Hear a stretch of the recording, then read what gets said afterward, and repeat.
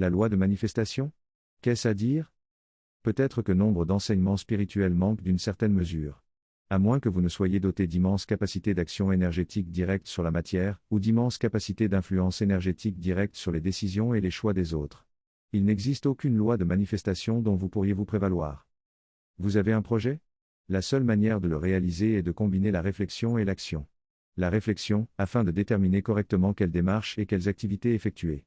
La réflexion encore, afin de déterminer correctement comment accéder aux ressources et aux aides qui seront nécessaires ou utiles. L'action, parce que vous devriez évidemment déployer quelque forme de travaux, quelque forme de démarche, quelque forme de négociation. Dans la perspective de la réalisation de votre projet. On vous parlera de prière, de visualisation, ou de loi d'attraction. Autant de croyances erronées nées d'une insuffisance de compréhension des mécanismes de la réalité.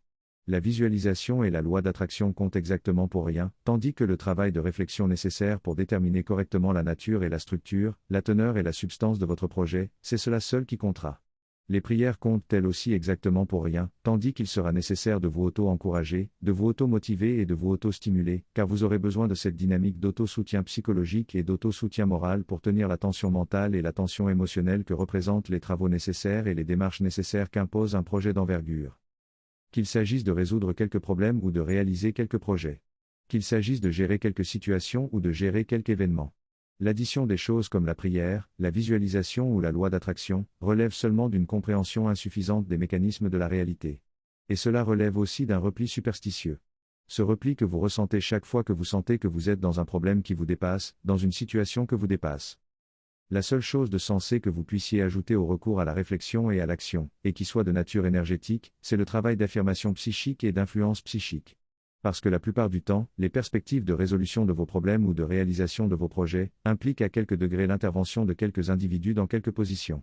Depuis quelques fonctionnaires d'administration, jusqu'à quelques relations amicales disposant de quelques ressources qui pourraient vous aider significativement. Et ce n'est pas un luxe d'essayer de vous garantir la coopération du subconscient de ces personnes.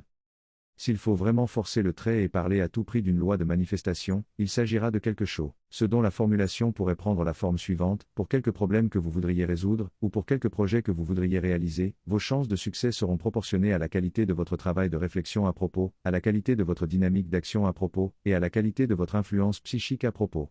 C'est peut-être un peu long comme formulation, mais au moins c'est une formulation tout à fait pertinente pour une conception juste des choses. La réalité n'est pas magique irrationnelle, elle est rationnelle fantastique.